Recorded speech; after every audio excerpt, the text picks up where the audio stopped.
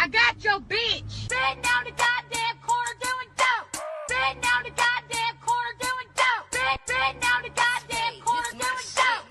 Corner doing dope. They are to be ashamed. Sitting down the goddamn corner doing dope.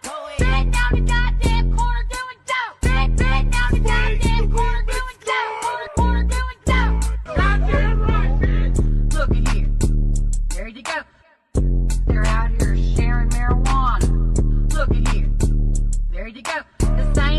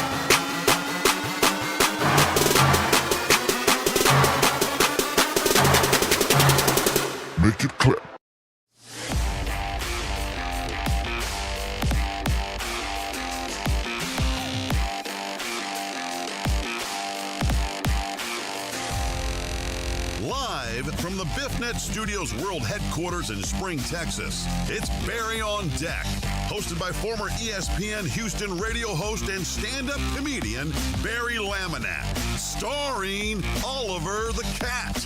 Written by Barry Laminack, produced by Barry Laminack, directed by, you guessed it, Barry Laminack, featuring sports, entertainment, special guests, film sessions, and some drinking.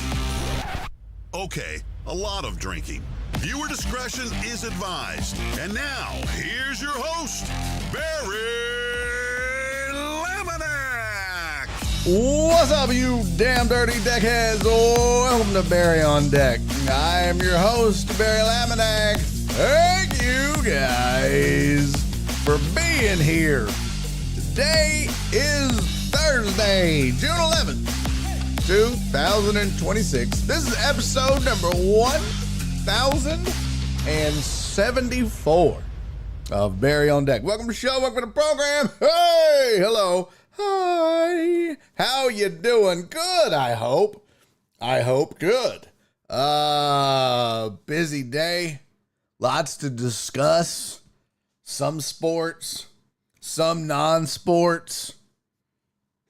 I tortured myself today. We'll get to it. I hope you having a good week. I hope you enjoyed last night. It was looking like a dud.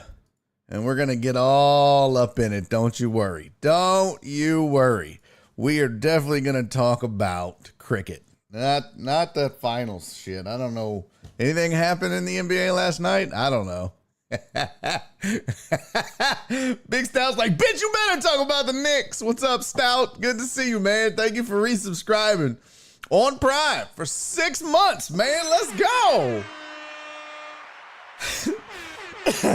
Stout said, in the words of Cat Williams, feel free to hate me. Man, we're gonna get into it. I promise. I got a rhythm and a method to the madness. Don't you worry. We will discuss. We're gonna start the day. We'll start with our headlines, which will lead us.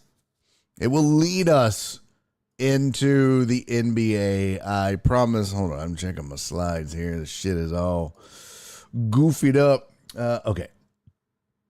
Yep, needed to know that.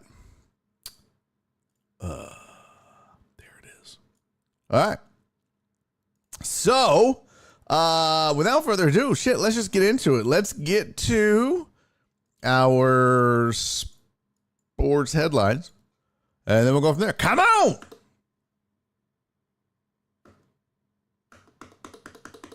You raggedy bitch. I broke all my shortcuts. Oh, for fuck's sake.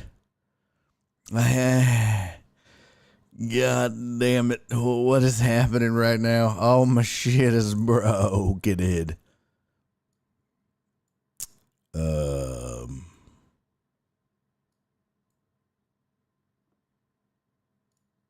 Let's try this.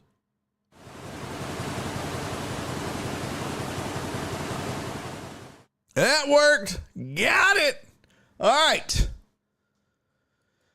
It's going to be like that for a while till get all these fixed. So Texas State Attorney General, Ken Left Eye Paxton,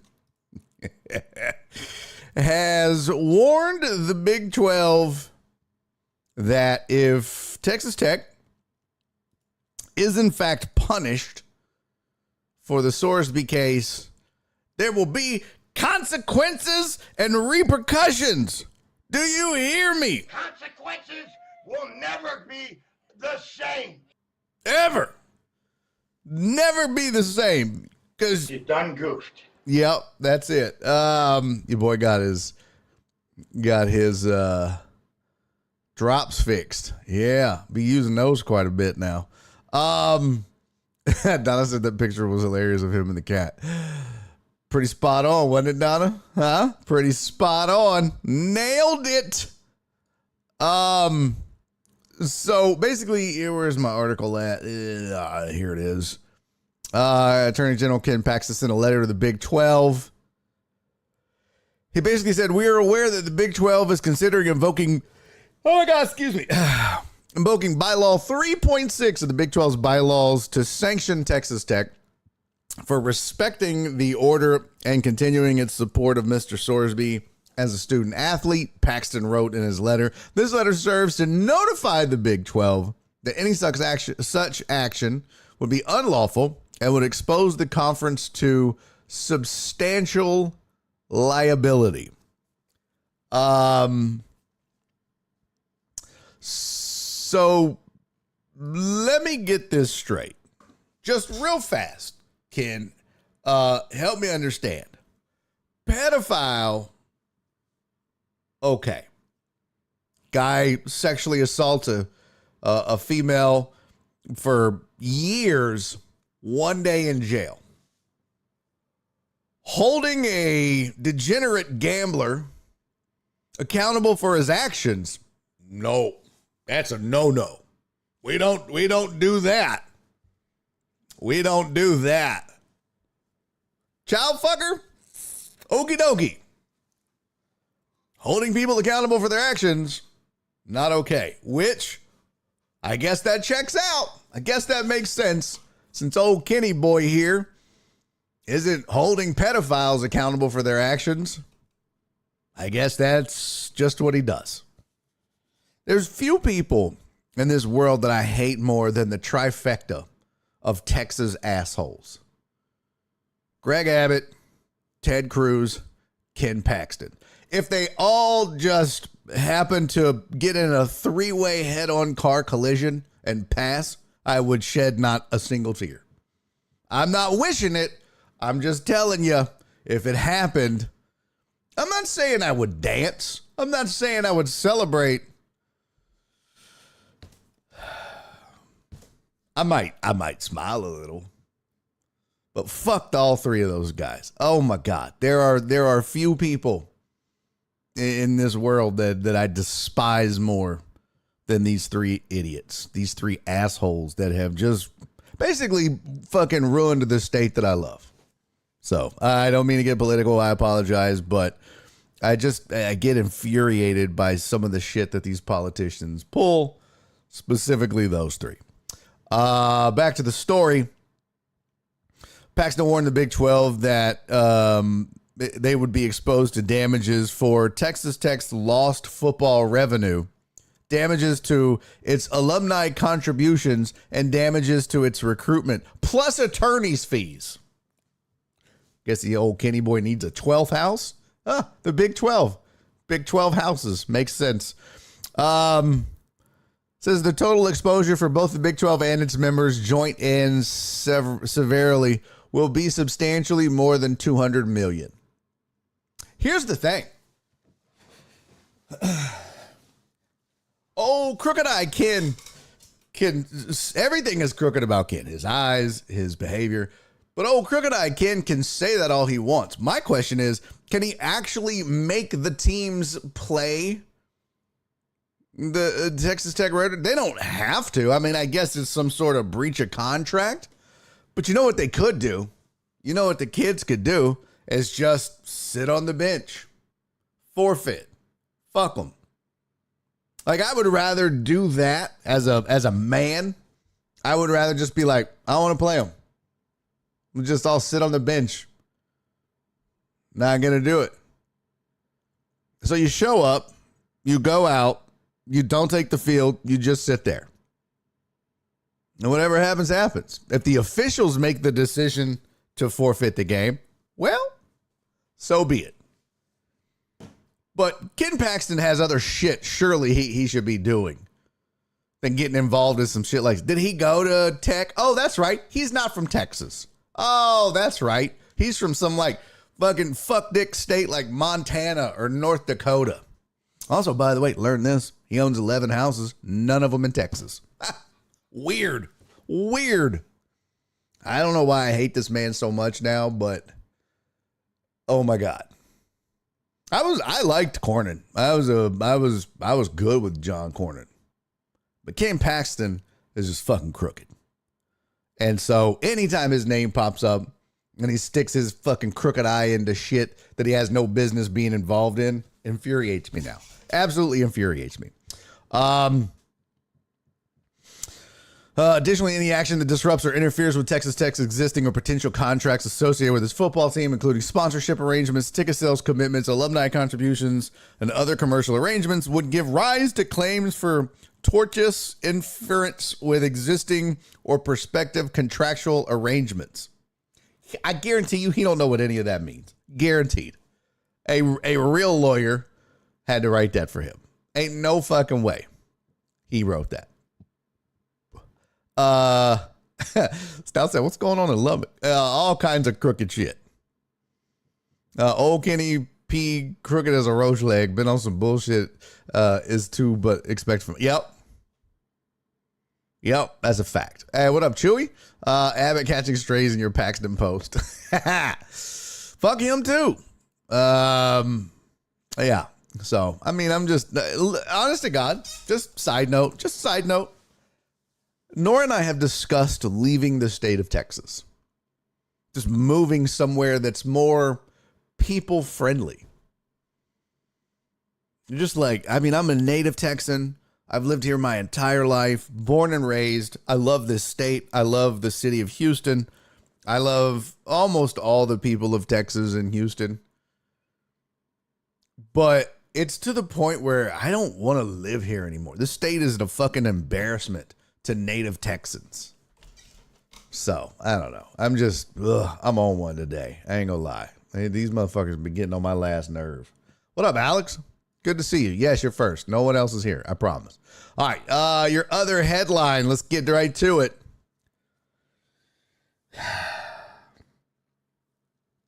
I didn't think it would get any worse than what happened Monday night after the Knicks debacle, after they lost. I didn't think I could hate shitty Knicks fans anymore. Hold your beer, Stout. I'm not talking about you. I didn't think I could despise a fan base any more than I did after Monday night and watching the videos of them fighting people, ripping their jerseys, disrespecting them, assaulting them. I didn't think I could think less of a fan base. And then the Knicks fan base one-upped themselves from Monday night to last night. First of all, it's crazy that they would do shit like this in a win. In a loss, you kind of expect a few bad actors, a couple of bad apples to do some, bad apple shit. Well, it's not the big apple, it's the bad apple. Trademark it, bitches. But you expect the fan base to do some, questionable shit. It's New Yorkers. They march to the beat of a different drum. Assault shouldn't be one of them. But then last night, they gather outside of the Spurs hotel and proceed to throw eggs at the Spurs, specifically Wembanyama, hitting him in the head with an egg. They threw two of them. Only one of them hit him. I think another one hit another player. So your team pulls off the greatest comeback in NBA Finals history. A masterful job in the second half. Amazing. That game went from trash and boring to, oh my God, is this happening? You pull off the single greatest comeback in the history of the NBA. And what do? You go down to the Spurs hotel. You don't hang out and party with your friends. You don't party. You don't try to get autographs. You go to the Spurs hotel and harass them and throw eggs at them. I got to tell you, if I'm just keeping it a buck, I don't give a fuck about who wins. But what I do care about is shitty fans doing shitty stuff. All right. And there's literally no excuse. There's nothing. I just saw Stout post something. I haven't read it yet. There's literally nothing. Any of the Knicks fans that I like Big Stout, Bash. There's nothing y'all can say to excuse it. You guys are awesome. I love you both. You're great people. But what I saw Monday night and what we saw last night is just pure 100% unfiltered, unadulterated garbage. If this was Philly, if this was Boston, same thing. I would say the same exact thing. Same thing. But at some point, I mean, you just like, I mean, what's the boundary? What's the limit? So it's not assaulting fans. It's not throwing eggs at players. What's the fucking limit for Knicks fans? It's not assaulting fans in a loss. It's not egging the competition in a win. What is it? What is it? I used to think Philly fans, Philadelphia, football, baseball, basketball, whatever. I used to think Philly fans were the worst, most trash ass fan base in the history of sports. We got a new number one, folks. We have a new number one, and it's Knicks fans. I'm sorry, but they have dethroned Philly fan as the most trash ass fan base in sports. When you do shit like that, there's no excusing it. None. Yeah, ain't that the fucking truth? Amos said the shit was premeditated. You don't just leave the house with raw eggs in your pocket. Whoever did that was going to do that, win or lose. I guarantee they videoed themselves trying to go viral. Oh, good point. So here's what Stout said. Stout said, listen, Linda, listen. He's like, I blame San Antonio coaching staff. Why would you stay overnight? Bro, stop it. I love you, Stout. I love you, bud. But that is the most ridiculous way to start that. Why would you stay overnight? The fuck are you talking about? Why should you have to flee the city on a loss? Why should you have to be worried about getting eggs thrown at you as you walk to your hotel? What the fuck? Like, why would they stay overnight? Because they should be able to. Why shouldn't they? Why wouldn't they? You want to get on a fucking plane after that collapse? Oh my God. That plane ride would be atrocious. But says you're not getting sleep and you just blew a record-breaking lead and you stay. And the other night you saw what happened. Again, why would they be expected to leave? My guess is that game took, how long was that game? Let me see if we got an official time for the game. Scores Wednesday. Box score.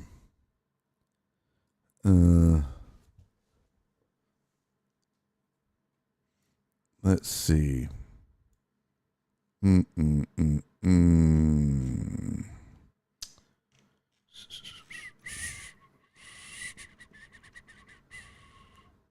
Gamecast. Doesn't have it now. Shit. It doesn't say how long, like, officially it took. I'm guessing, I mean, most NBA games take, 2.5 hours. So it started at 8:30. Let's just call it 2.5 hours. So that's 11 p.m. Eastern. But that's just the game. That's not, trying to get done and get showers and discuss and then get on the bus and make your way back. I mean, by the time you get back to the hotel, it's almost 1 a.m. And now you want them to get on a plane and fucking just all not even be able to sleep on it and wake up and be like, all right, it's a new day. Put that behind us, learn to get better. Man, I wouldn't want to fly after a game like that. I wouldn't want to be. Let me go to my room. Let me keep to myself, gather my thoughts, and we'll circle the wagons tomorrow and figure out how we never let that happen again. But I get your point. The hotel without the eggs allowed all night. I get that. And that's funny. I think that's hilarious. I think that to have Knicks fans sit outside the hotel literally all night and just chant and, fuck the Spurs, let's go Knicks, Wemby's stupid, whatever. That is funny. And that's well within the right of the fan base to do that. Hilarious. Got no problem with it. But like I said earlier, there's got to be that line, and throwing shit at the players, assaulting the fan base. Like, bro, there's just no, I don't give a fuck whether they stay, whether they left, whether they pitched a fucking tent, whether they slept in Central Park. Doesn't matter. You can't go around doing shit like that. Like, that's too far. If you just want to stand out there and yell shit at them, no problem. No problem. Not the best look in the world, but it's New York. You kind of expect this from East Coast fan bases. Hell, and look, don't get me wrong. There's terrible fan bases throughout the country. The Raiders, Oakland fan base, good Lord. Giants fans, Cowboys fans are pretty fucking obnoxious. But, assault is a whole new level. And it's just, it's inexcusable in any way. New York is famous for throwing eggs. Not excusing it, however. Okay.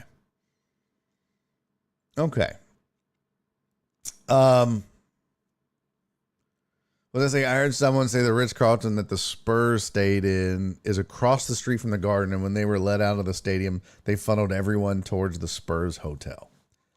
Oh, I would need more than just I heard someone say that. I don't know about funneling. You can't prevent them from going over there. I don't know if funneling is that seems to be, let's see. Madison Square Garden.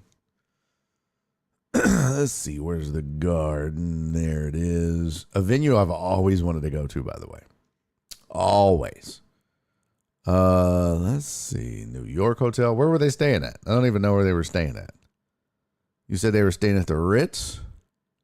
Man, bless their heart. That's a tough life to live, isn't it? Damn, Renzo Gracie has a jiu-jitsu academy on 30th and 7th Street. Damn, that's crazy. Let's go over here. Let's back out and do Ritz. Oh, it's on 28th.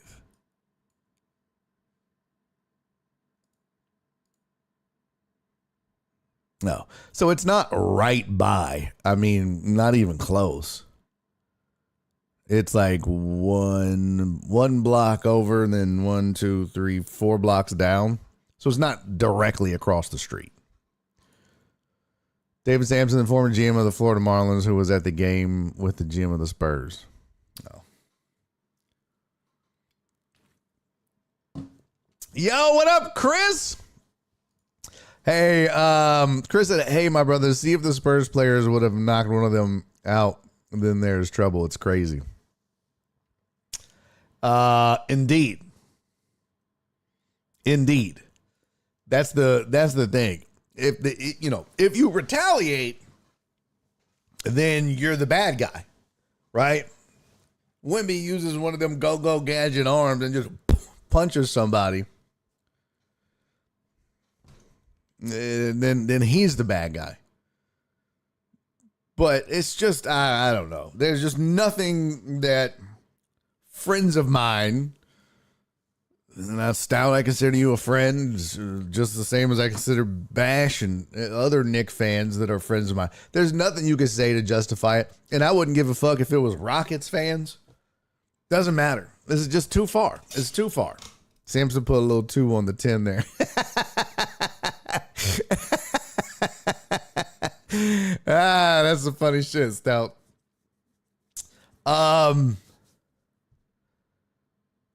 Yeah, they're just bad. So let's talk about the game. Let's get to. I don't want to keep bashing the fan base. Although I will say it was a bit refreshing to see others come out in the media there, like Greenberg, Heck yeah. and say, "Hey, look, this is trash. It's trash." Well, let me see where they said this. Conversation followed a historic collapse. Once again, there were large crowds. That was the police. Okay, I thought the quote from Greeny was going to be in here. It is not. Yeah, I thought I had it. So, let's talk about the game. Let's talk about this epic, monumental. Walt sent me something. Did you send it on IG? Oh, no. You didn't send it. You posted it. Where is it? Also, Walt called it. He said, remember,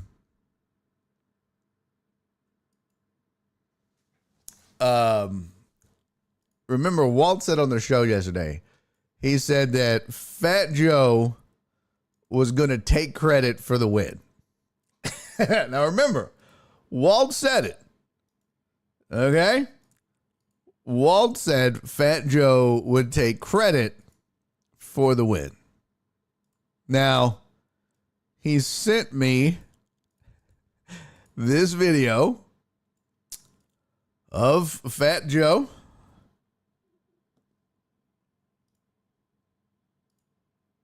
And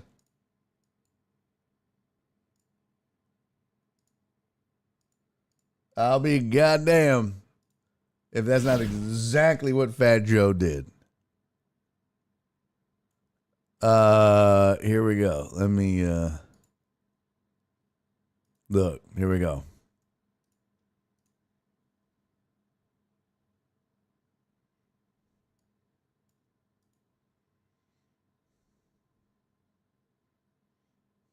Oh, y'all can't hear that, huh? Fuck. Okay, let's try this again. One more time. No, I seen everything. I put my head down. I was praying. No, Steve. I didn't watch it. I was so Steve, scared. I swear to God, and I want you to say this. When we put it back in, I didn't Can I watch the say rest something? because I was Can I that say scared. something? Can I say something? Yeah, When Wemby shot them 2 free throws, I missed it. I did the Humpty Dumpty again. He missed them both again. I swear to God, look for the videotape. He missed them again. The Humpty Dumpty works. Shit's over. In our face, he said. That man is really. He took credit for. He's like, I did the Humpty Dumpty, and he missed the free throws. Like, well, what? That's just crazy. That's just, and Walt literally, I wish I could go back to the chat from yesterday and show you where Walt was like, I just want him to win so I can watch Fat Joe take credit for it or something like that. That is crazy. Yeah, Joey Crack is crazy. It sounded like he was a little drunk. I don't know. I mean, he was on something. But that, I thought, Stout said Joe is Joe. Is he always like that? I mean, we don't see a lot of that, Well, down here in the South, we don't get a lot of that. Like, you know, when we see shit or videos or whatever, it's usually like Bun B or Paul Wall, or every once in a while you'll get like a weird Master P video. But that, I guess when he's from your city, you love it. I don't know. That was crazy. He did try to take credit. But let's get to, if you pay attention to the song, it says the Humpty Dance. Here's your chance to do the hump. What? Yo, what up, B Shoe? It said 3 for 3. No shit, man. Look at you. Yeah. Chris said, as far as the game goes, bad coaching, no adjustments made unreal. Yep. See if the Spurs play. Yeah. I inebriated, definitely. Okay. Amos said most people gave Wu-Tang halftime performance credit for the turnaround. Walter, I said he would tell the story of how he stopped Wemby for the win. It's a fact.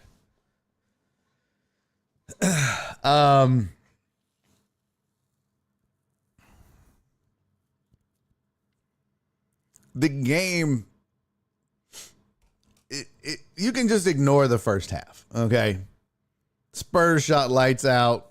Knicks couldn't hit the broadside of a barn. All the cliches that you want to use about the first half. In the second half, I think a couple of things happened. I think one, the Knicks never felt like they were out of it. They've been down by 22 before and come back. But I don't think that was a Knicks team in that locker room that was like, we're cooked. I don't believe that. Dejected? Sure. Down? Maybe. And I think maybe in the Spurs locker room, they were like, all right, we're going back up 0-2. Or we're going back 2-2. And I think what happened is a couple things. They maybe got a little complacent, the Spurs. They definitely, their shots weren't falling like they were in the first half. Karl Anthony Towns got to play more minutes. Find his mojo. And I think to Chris's point, at some point as the gap started to narrow, you see, hey, our shot's not falling. Nobody's making threes. It's not, you have, I'll say you have currently the best basketball player on the planet in your lineup. The man is 7'11". He's got a wingspan that's 8 feet. And rather than slow the game down, let him handle the ball in the post, chew up time per possession, get maybe, yeah, of course there's going to be some fouls. They're going to stop the clock maybe, but you got to control what you can control. And that's eating up the clock, taking better shot select, having a better shot selection, taking more higher percentage, taking a higher percentage shot, better chance of making it, especially if it's Wemby shooting. And I know you can't rely on him the whole time, but it just seems like, man, if I pull up the box score, I'm curious to see, and I don't know, but I'm curious to see what Wemby's shots were in the second half as opposed to the first. Let's see. Play by play. Let me share this here.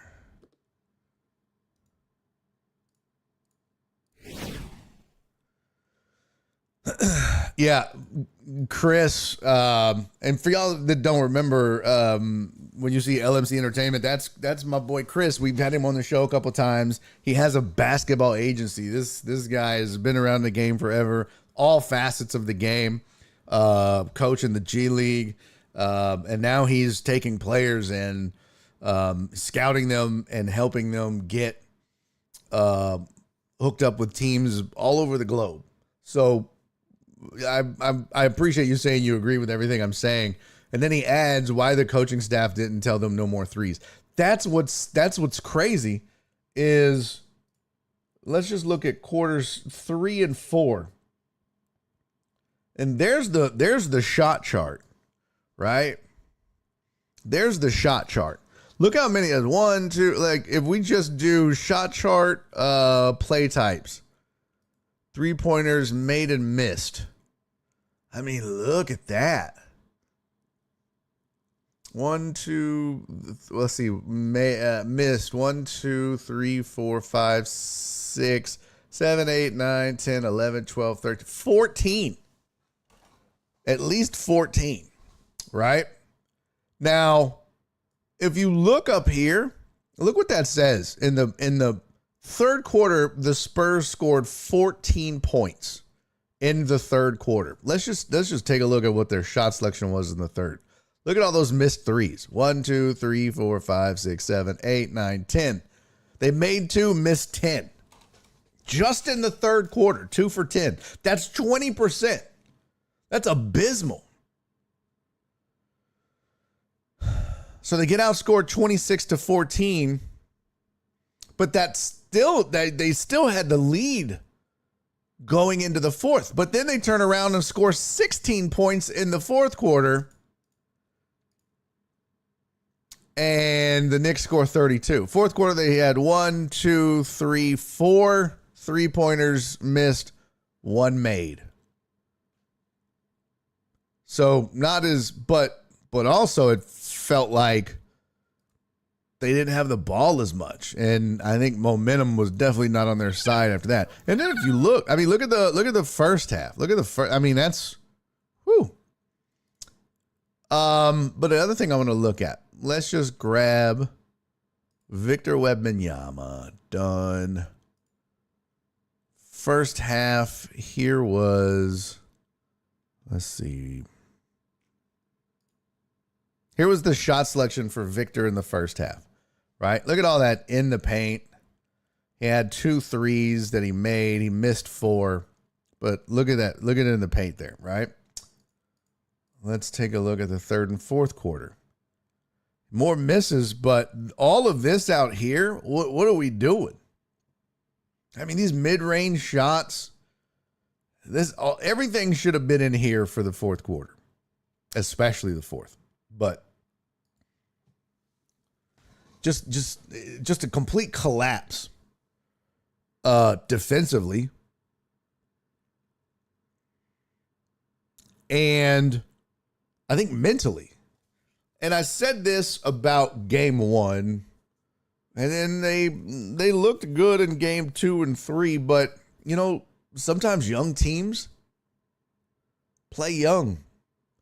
And when the comeback starts, right? When you start to feel like, oh shit, the pressure starts to, I don't care. Oh, you can say what you want, but when you look up at that scoreboard and the lead was 29 and you look up and it's single digit, that butthole,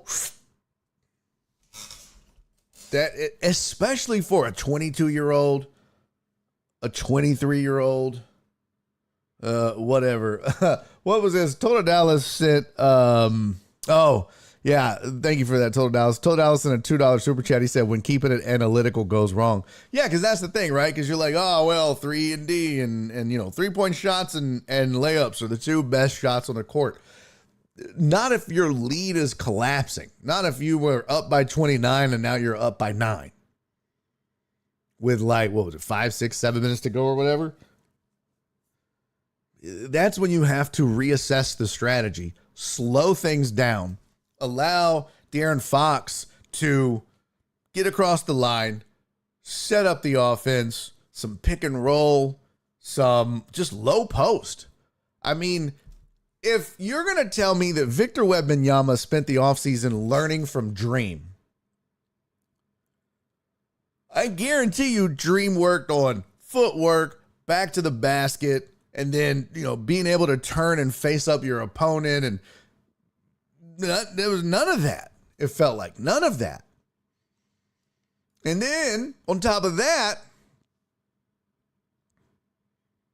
you got young guys like Castle and Harper. And Harper had a terrible second half.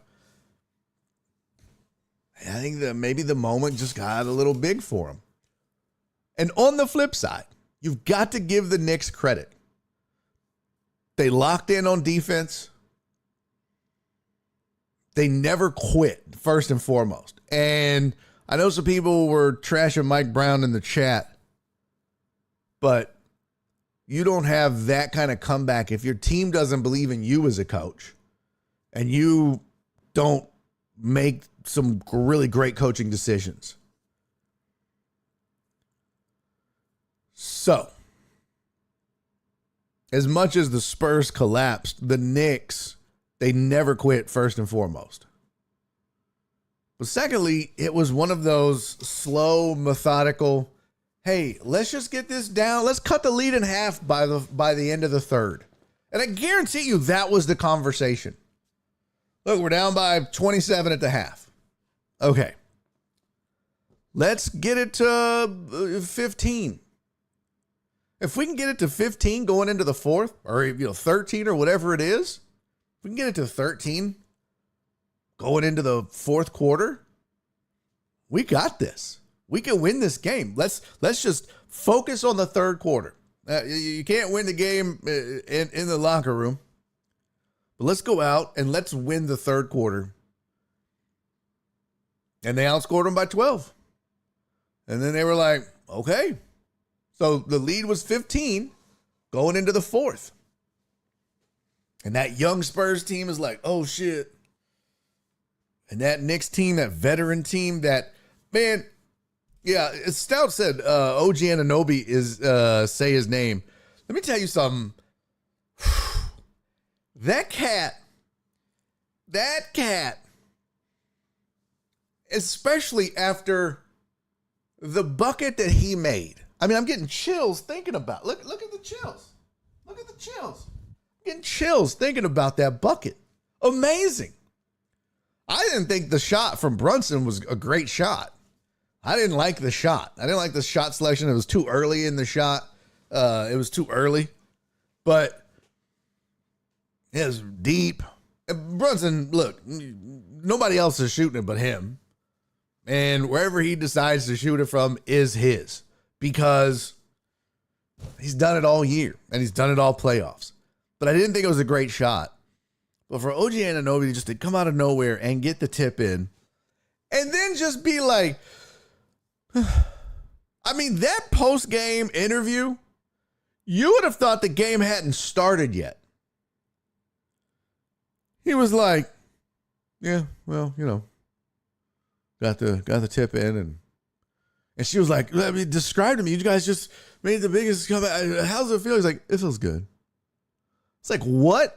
Man, you wouldn't be able to get an interview with me. I would be running around, acting a fool, screaming like, what? He was just like, yeah, felt good. Like, bro, what? You were literally going to go down in basketball lore, Knicks lore, New York sports history, NBA history. That is going to be a highlight forever. That goes up there with LeBron's chase down block from behind. That moment, that one moment, etched his name in NBA history forever. And he was just like, eh. And I see Perry and Walt in the chat saying job's not done. It doesn't matter. Totally agree. At the same time, to come back from down 29 and to win with 1.2 seconds left on the clock by a tip-in on a missed Jalen Brunson shot, the bona fide stud leader of the Knicks and all that, you get that bucket, man, celebrate, feel good. Yeah, Stout said don't forget the block before the tip-in. The block on the other end, huge. But I thought about that when it happened, Stout. I was like, oh my God. if they go down and win this, but then I was like, I think it was going to take a 3 to tie it or something like that. So it was huge. Don't get me wrong, but they still could have tied it with a 3 if he didn't get the block, right? If he didn't get the block, then it's what? 107 or whatever it was. If he doesn't get that block, the Knicks could have still gone down and tied the game. And with Jalen Brunson on that side, just never know. Yeah, because that would have made it 108, 106. Right? Yeah. Would have made it 108, 106 with the block. Again, huge. No, it would have made it 108, 105. Sorry. Huge. I mean, you get the stop. That's the difference between overtime and a win. Don't get me wrong. But, yeah. So, yeah, Chris said you hit the nail on the head. Light was too bright and the pressure was too much, especially as you start to see it dwindle. And I think both sides deserve equal credit for what took place in the second half. If you want to call it credit, is what you give the Spurs. Unbelievable, though. I was just like, wow, Spurs are going to tie up this series going back to San Antonio. And now they are on the brink. And now you have to come back and try to keep your wits about you. Because they've got to go now and beat the Knicks not once, not twice, but 3 times in a row. 3 times later. Look, I'm not saying it can't happen, but it ain't going to happen. There's, I mean, this Knicks team was on what kind of run? How many games in a row did they win? And obviously, it took a Wemby mistake for the Spurs to get their 1 win. And then a monumental collapse for them to not get their 2nd. But whether they win by 20 or win by 1, this Knicks team, there's that. Look, the only thing is they just got that dog in them, man. They got, I don't know how else to explain it or describe it. They're not the sexiest team. I mean, don't get me wrong, Jalen Brunson, man. Love watching that cat play basketball. He should be a superstar in this league. He should be considered one of the top 5 in basketball. Top 10 for sure. But he should be a superstar with how gritty and gutsy is. And part of it is because he's 6'2". And he's not afraid to go in the lane. He goes into the land of the giants and still scores over the biggest giant in the game. How many times has Jalen Brunson faced up Wemby one-on-one and shot the ball over him? Ain't scared. That's a stud. That's a star. That is a superstar. There's stars and then there's superstars. That man's a superstar. But the Spurs team isn't sexy.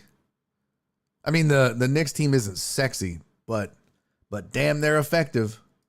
I wanted to look at one more thing in the box score because we talked about game 3.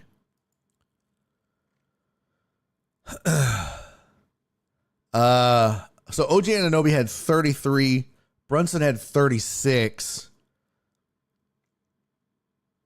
Karl Anthony Towns only played 26 minutes, but had 13 points. But getting him, in the second half was huge for them. Spurs had Wemby with 24, Fox with 18, Devin Vassell with 18. How's it Vassell, whatever. Stephon Castle had 13. Julian Champagnie had 5. And then Harper off the bench had 21. But Wemby had 24 points on 25 shots.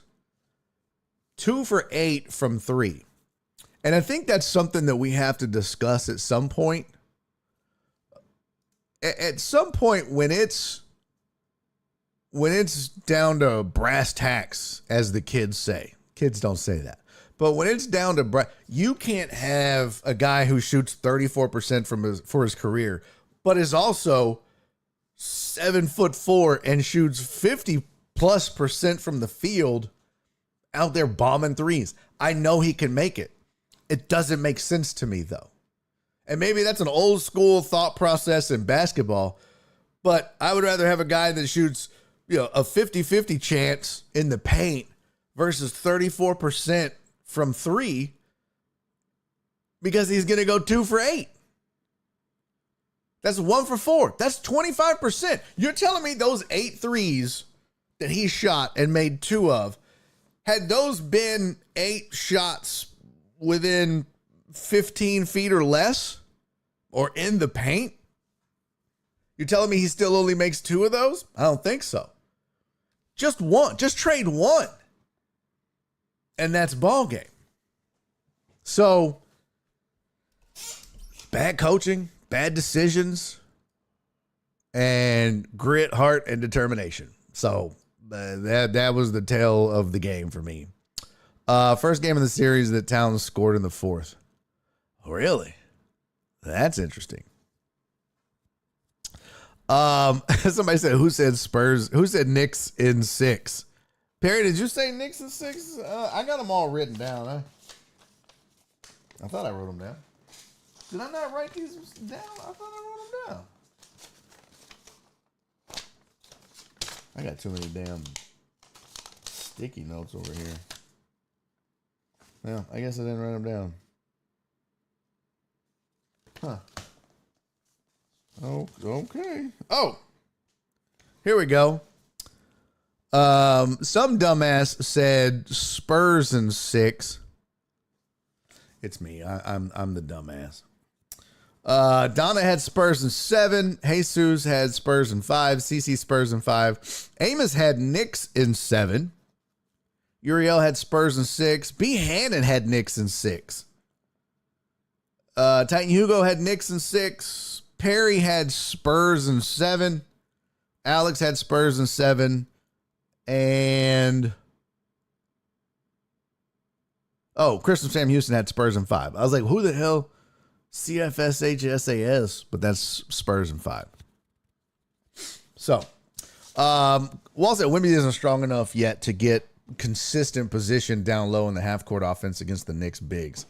So he's on the perimeter setting picks. But my point is, Walt, it doesn't necessarily have to be back to the basket, but it should be in the area. So you can run pick and roll. You can have Wemby come up, set a pick, move to the corner and then rotate into the paint. I mean, there's all kinds of shit you can do with Wemby, but just to leave him out on the perimeter like that, shooting threes when he's 2 for 8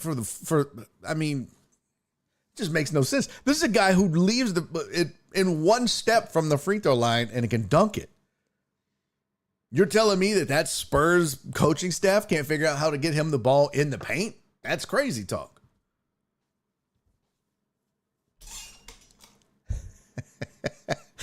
See, and that's really sad, Stout. He said, Barry, if the Knicks win the chip, shit.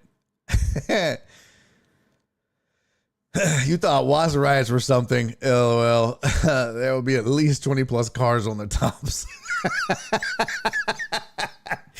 New York's going to act a fool, man. He's not a low post player at all. Okay. All right. I mean, like I said, they talked about it in the offseason. They talked about it during the season. They talked about it in the postseason, how he trained with Olajuwon. He, I'm sure he trained with a lot of people. But there's a way to get a man 7'4" closer to the basket than the 3-point line. And if not, then what are we doing? You're just wasting 7'4" of gifted, talented basketball physicality. And yeah, I get it. Look, Cat's a bully, and what's his name? Oh my God, why am I? Mitchell Robinson is a big guy. But I showed you the shot chart. Did you see how many shots he did have in the paint in the first half? A lot. A lot. Like almost all of his shots in the first half were in the paint. Why can't you do that in the fourth quarter when a 29-point lead is now down to 10? What? I mean, I would have Harper slash into the basket. I would have everybody. It'd be like, okay, no more threes, guys. The fuck are we doing? Just wasn't the case. But if he's not a back to the zesty bully, if he's not a back to the basket guy, I get it. But damn. Yeah, LMC said he's what we call a stretch 5, which is crazy because Robert Horry was the first stretch 4, and now you got a 7'4" stretch 5. And that's I mean, they're pretty standard now. That's the NBA. I get it, right? Jokic and Embiid and a lot of big men. There's no more point guard, shooting guard, small forward, power forward, center. No, it's just like front court, back court. And then they play everywhere. But if low man is stronger, he's going to get that position. They're physically pushing him out of the paint. How? Then how did he have all those shots in the paint, guys? This isn't, the math ain't mathing. I mean, I can pull it up again, but the math ain't mathing. Let me look at team stats real quick. Hold on. Let's see. This is, points in the paint. The Knicks had 34. The Spurs had 28. There's no reason for that. Let me see. Play-by-play. Oh, Wembanyama.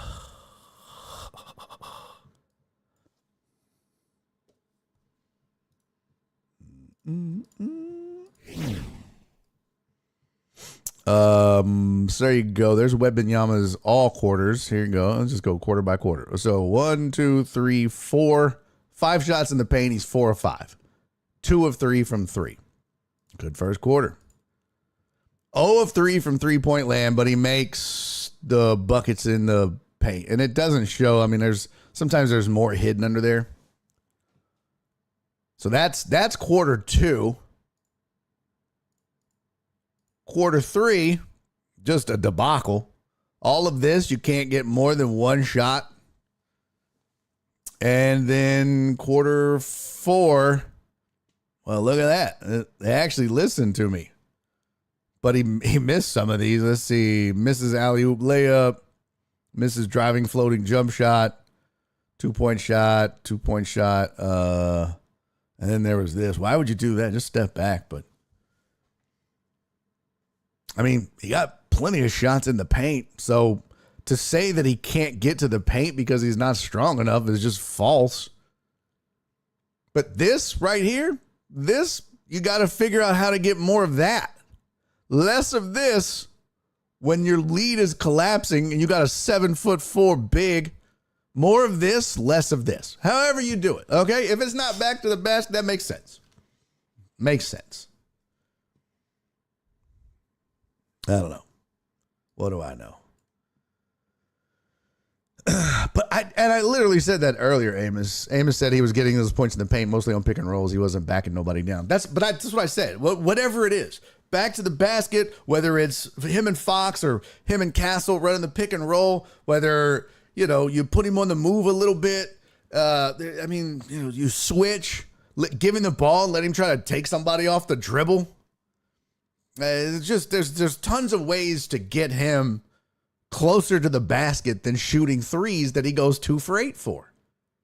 Especially when you look up and the lead is now single digits. There's nothing y'all are going to say that can convince me otherwise. Nothing. Well, I don't know about that. Amos said Lil Alvarado was pushing him out of the paint. I mean, maybe on occasion, but yeah. Alex said cat to Wemby. Girl, stop pushing me. Zesty. Yeah, I would have to go back and rewatch it, but look, I get it. Wemby's not the strongest guy on the floor because of his length. I'm not stupid. But there's nobody in this chat that's going to convince me you can't start getting shots for Wemby closer to the bucket and in the paint. When he did it for the first half, for the first quarter and the last quarter. But I'd be curious to see what everybody else. Yeah, Alvarado and Brunson turned the game starting the second half. Sure did. They did. I'd be curious to see. Let's see, like, what was Stephon Castle by quarter? Oh, I mean, not too bad. Here's Castle's shots for the game. That's fourth quarter. That's a problem too. That's the shot chart for Stephon Castle in the fourth quarter. 1 19-footer. Yeah, that's a problem. Third quarter, 2 threes. Let's see. What about Harper? I feel like Harper was missing more. Third quarter, he was over 2 from 3 and mid-range. And then, missed 3 and a layup. There was Harper's second quarter, didn't miss. And his first quarter, didn't miss. Interesting. Whoa. That's crazy, Walt. That's a stat for you right there. Alvarado and Brunson literally had 0 minutes played together until last night. That's pretty wild. That's pretty wild. And Walt said something about that was the first time Cat scored in the fourth. That's pretty crazy too. Let's take a look at Cat's shots. That's Cat's shots in the first one. We have 2 players selected. No, we don't want that. Why do we have? Oh, get out of here. Cat had 1 shot in the first quarter. He had 1 shot in the second quarter that he made. Third quarter, he made a 3, missed a bucket in the paint. Fourth quarter, 2 at the rim, 1 at 3. One behind 3-point line. Interesting.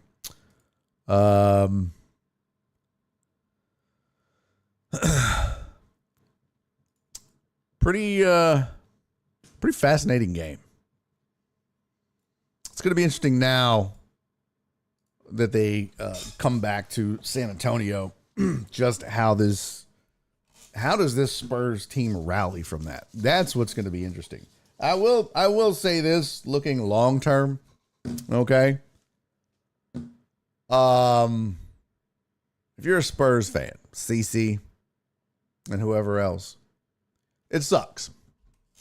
Team's on the brink. They're probably going to lose the NBA championship.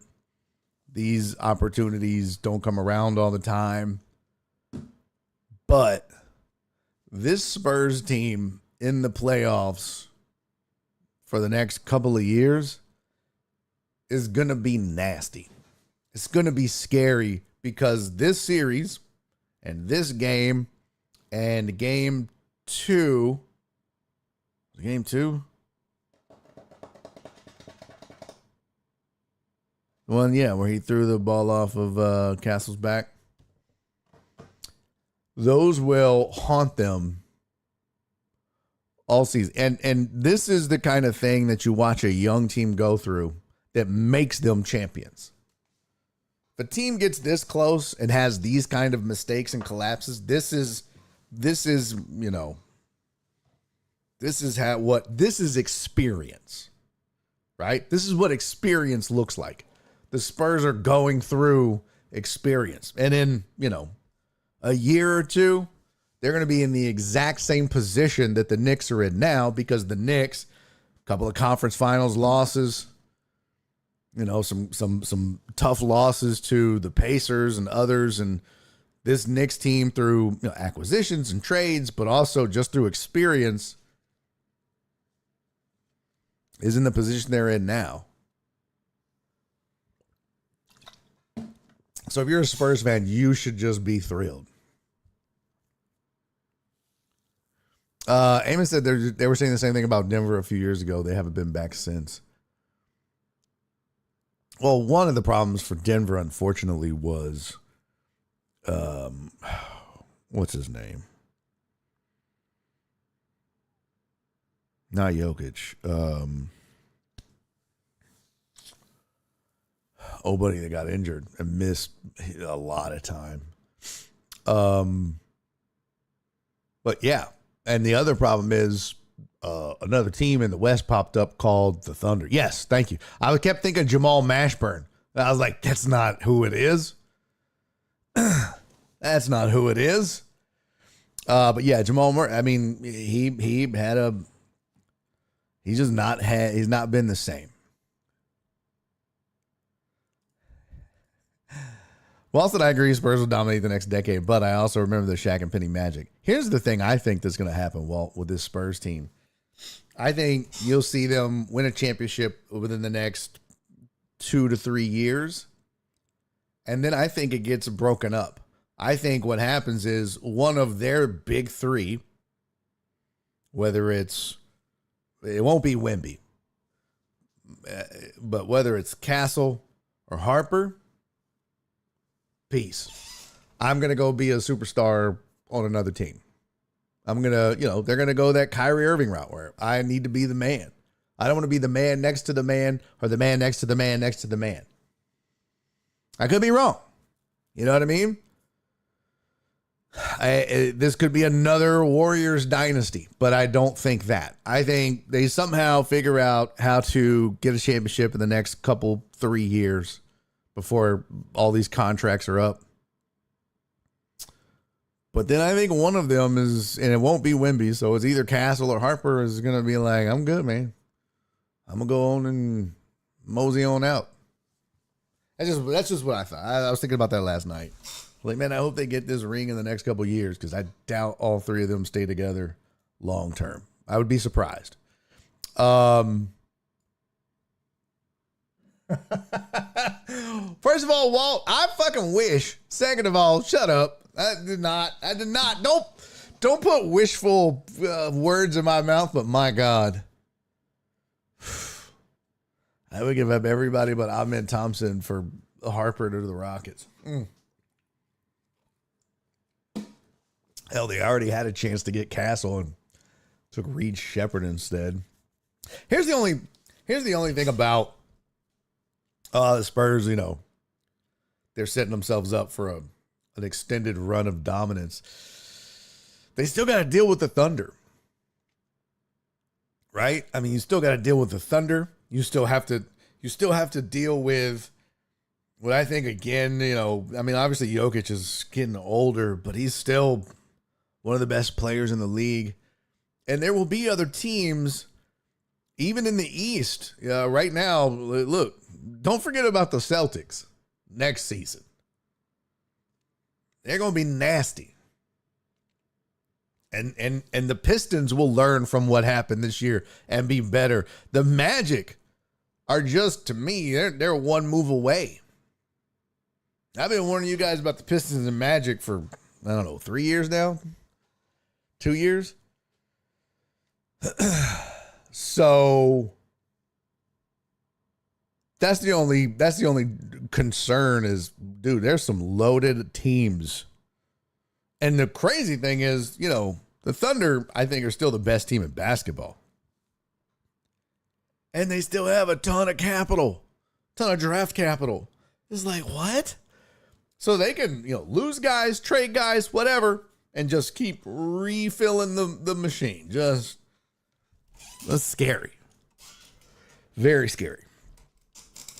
And you look at the Spurs, you look at the Rockets, you look at the Pistons, you look at the Magic. These are 4 teams, and you got to include the Thunder, but they were kind of already. But I mean, I guess you got to include the Thunder in that group. But these are all teams that have had a chance to build through the draft, and 2 of them have elevated themselves above the others, floated to the top, the cream of the crop, and that'd be the Spurs and the Thunder. 2 of the other ones feel like they're just, a year or two away or a move away or just even just experience away in the Pistons and the Magic. And the Rockets just feel like they're just kind of good. I mean, they've hit on some picks too, don't get me wrong, but I don't know. Pretty interesting. Basketball's fun, again. I used to be like, it's all right. Basketball's fun again. Basketball is competitive. Loving it. And Chris said, they'll have money to spend and guys are going to want to go there. True that. I don't trust any human that large to stay healthy long term. And that's another really good point, Amos. I think the good news for him is, one, he's young, right? And he takes care of his body in a much different way than most big men. I just saw a video of him stretching, doing the splits and shit. Look, guys like Yao Ming weren't doing that, Shaq wasn't doing this shit. So he's literally a freak, but he takes care of his body in a much different way, and I think that will pay dividends some in his health. But the fact is, you're right. No matter what he does, a guy that big is just gonna get hurt. It's just gonna happen. What does it say? Upright and Brown. Rockets launch. Overreaction Monday. Chet Holmgren and D Fox find a home together. Interesting. That's an interesting take. Don't forget the Rockets hold 2 first-round picks from the Suns and Nets next year. True that. Will they fuck it up though? Will they screw that up? Good to see you, J.A. Two Wolves coming back with a healthy Ant Edwards next. Yep, T-Wolves too.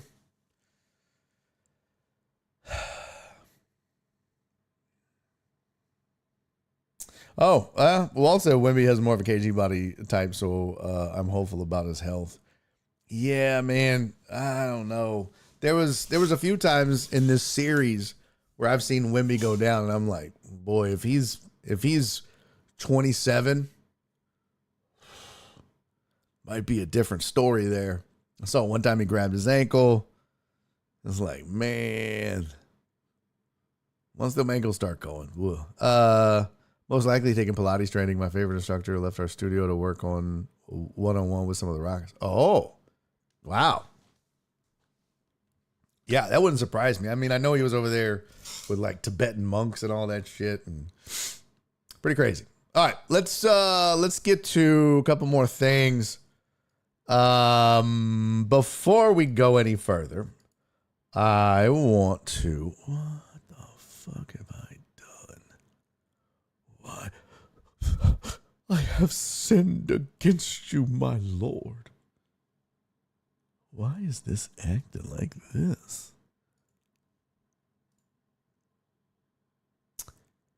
Ugh, hate this new canvas so much. So much. Okay, done. Download. Yes, bitch. Download. Oh, you gotta be shitting me. Are we really gonna act like this? You dirty, trashy hoe. Okay, much better. Cut.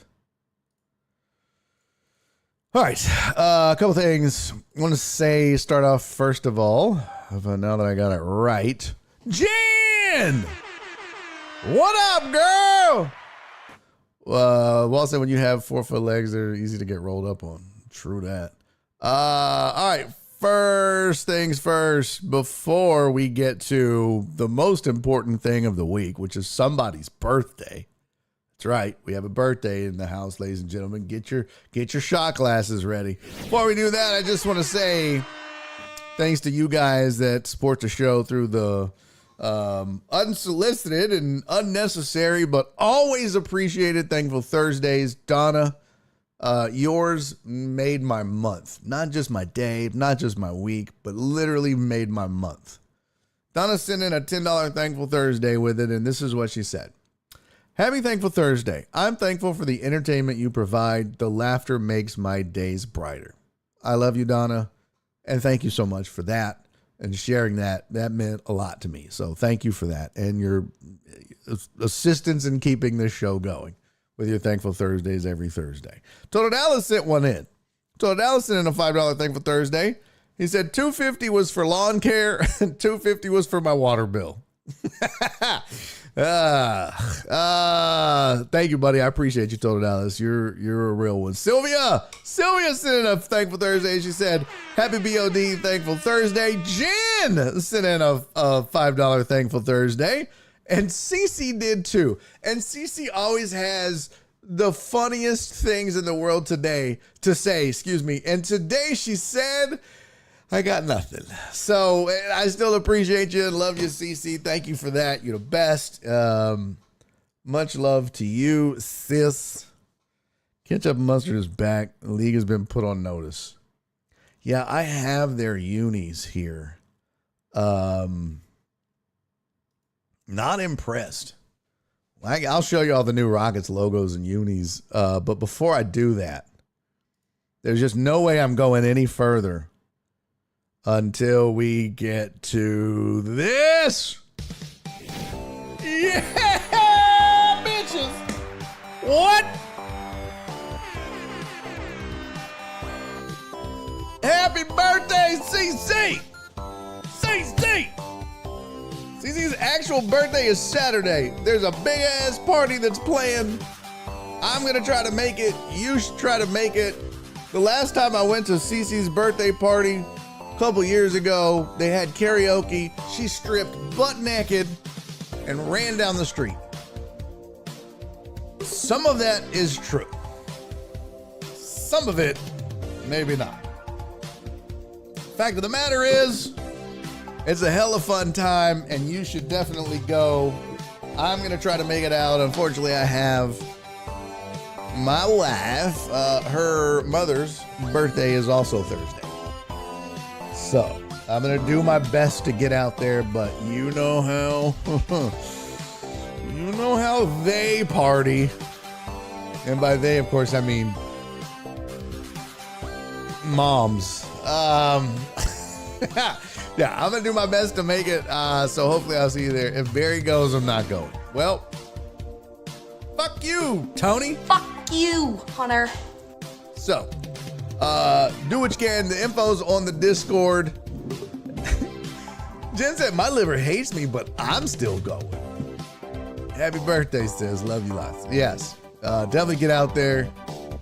Oh, your birthday was on the 9th, Stout? That's what's up, man. Happy birthday, brother. So that was not yesterday day. Okay, so that was not I was gonna say, was that the day the Knicks lost? CC, I gotta tell you. So I busted out the very special Oak and Eden. Nora and I had this made on my birthday 3 years ago. And it is, it's one of them special occasion bottles. So I got it out for you because I love you. And you mean the world to me, CC. I'm thankful that I can call you a friend and that gotten to know you over the years. You're an amazing human being. You're a wonderful person. And I love you to death. I hope you have the best day on Saturday. Not until then. But I hope you have the best day on your actual birthday. Much love to you, sis. Cheers.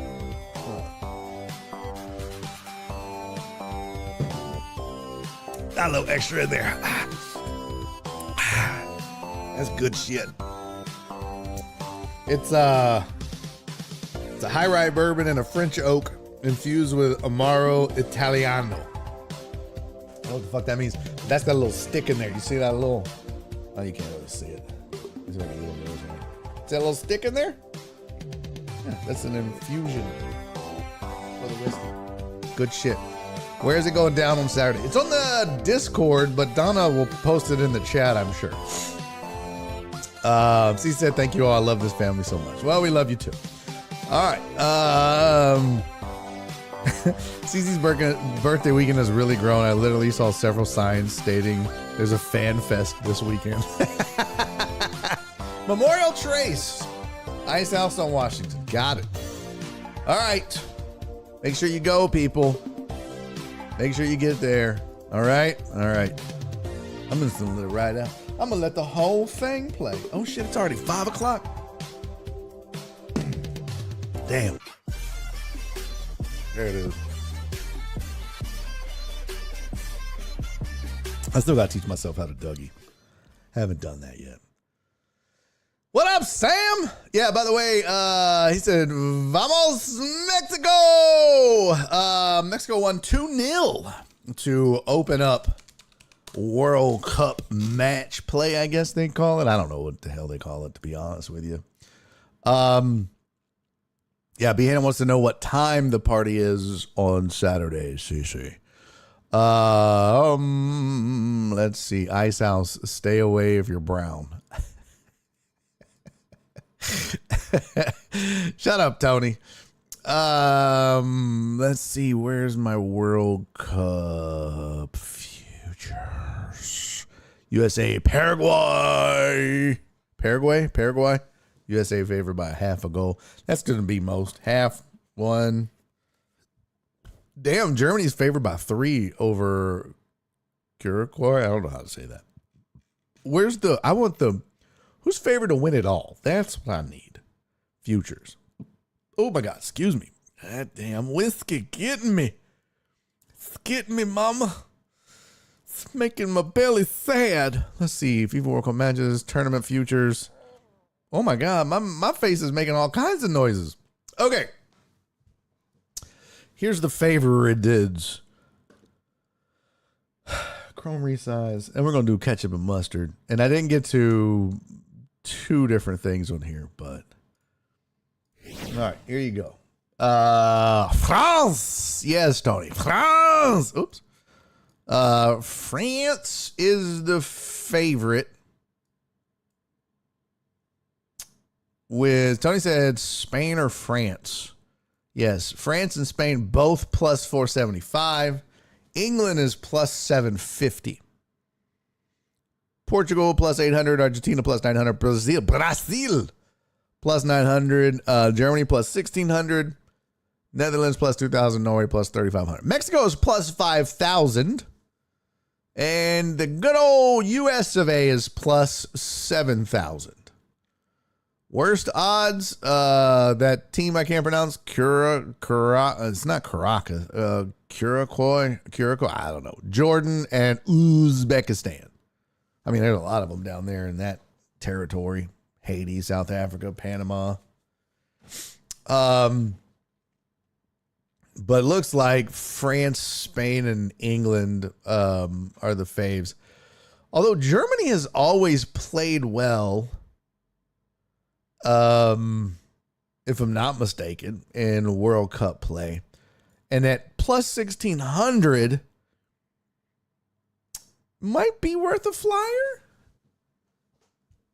I don't know. Brazil has a great front line. They're plus 900. Donna singing Jimmy Buffett. Yeah, no shit.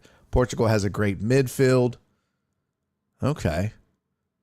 Portugal's plus 800. Brazil is plus 900. So I'm looking for a value here, Tony. I mean, none of those are plus 1,000, so that's cool. But I mean, definitely not. I'm starting to think France is juicing their players like the Soviet Union back in the 80s. You're good at basketball and soccer. What's next? American football? Yeah, right? France is getting their shit together, man. You talk to Chris, and he'll tell you. Because we were talking about that one day. I think we talked about it on the show and just on the phone. Curacao. Oh, thank you, Sam. I'm a fucking idiot. Curacao. You also didn't spell it phonetically because I would have said Curacao. I'm a dumbass. You got to spell it like cure, C-U-R-E, cure dash and then S-O-W. Well, yeah, I'd say Curacao, and then you can say sow like cow. And then go, oh. Fringe's bench could be its own World Cup team. God damn, really? Just another reason to hate them Frenchies. All right, so Tony, you seem to have your shit together. I'm looking for value. Is the value Brazil? Argentina, Portugal, Germany? Hey, what up, John Dorier? Yes, please catch the replay. Much appreciated. Brazil at $5 wins 45. Portugal at $5 wins 40. Germany, a $5 bet, wins 80. You tell me. I'm going to let you pick it, Tony. You and you alone. What am I putting the $5 towards? Am I putting it on Portugal, Brazil, Germany, or another team? You get to pick it, man. You get to tell me where my money's going. What we should have done is watch my boy. Let's see if he's still in the raid category. I'm sure he is.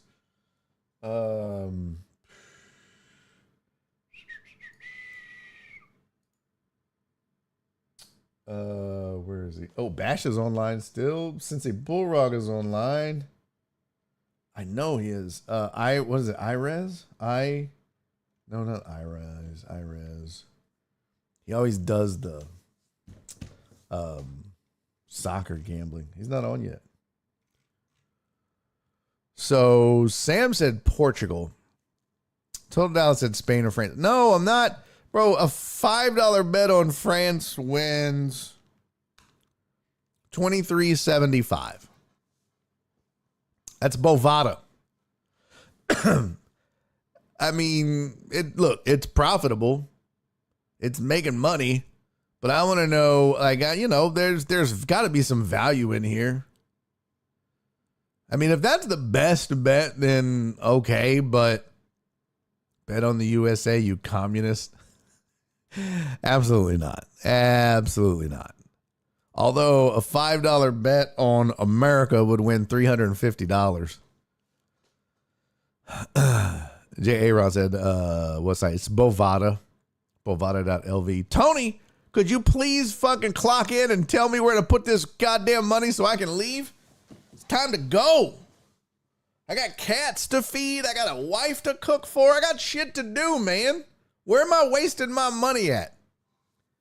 If you don't tell me, then I'm going to go with Sam's pick. Tony, you have 10 seconds, Tony. Gentlemen, this is Democracy Manifest. That's right, it is. That's right. Tony's got 10. Show doesn't end of flipping here. Right?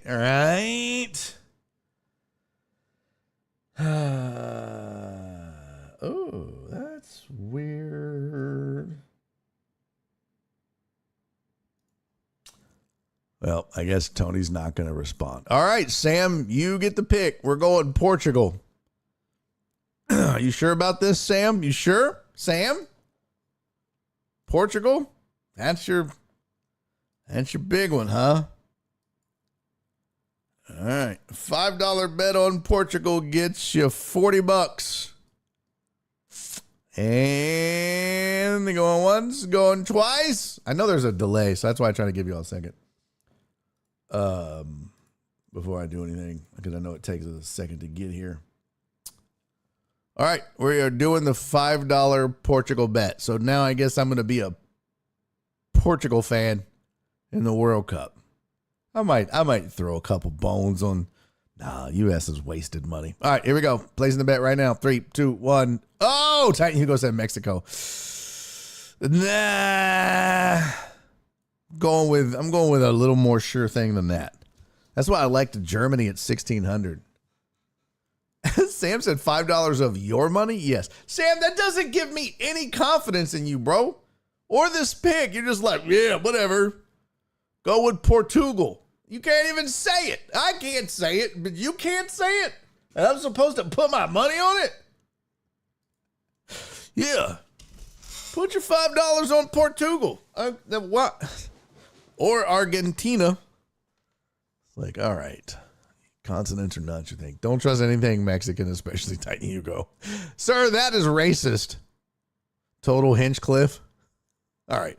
Portugal it is. $5 bet.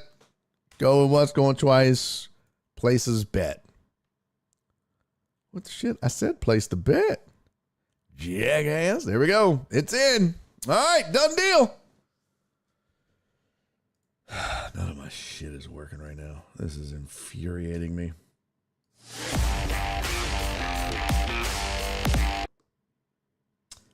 That was definitely not the right button. Where's my outro? There it is. All right. Hey, man. Thank you guys for a fun week. I hope you had a good time. I had a great time. I hope that you enjoy your weekend. Enjoy your sports. Don't forget, Deckheads, if you can, get out to Cece's birthday party. Details on the Discord, or you can message me, and if I don't have it, I'll get it. There's probably a flyer on social media. God forbid, don't message Cece. Apparently, she doesn't read her DMs. Hey, love you, Uriel. Thank you, Donna. So, enjoy the basketball tomorrow night. Enjoy the NHL tonight, please. Go watch this hockey. For the love of everything holy, the hockey is mwah. Go watch it, all right? I know I will. Walt, love you, buddy. You are a killer as always, man. You make the chat much better. You make me much better. Appreciate you, pimp. Shout out to my guy Chris for popping in. Love y'all. Thank you for the birthday love. Love y'all. Love you, CC. Have a great Saturday if I don't see you, but the plan is to get out there because Norse fam is right down there.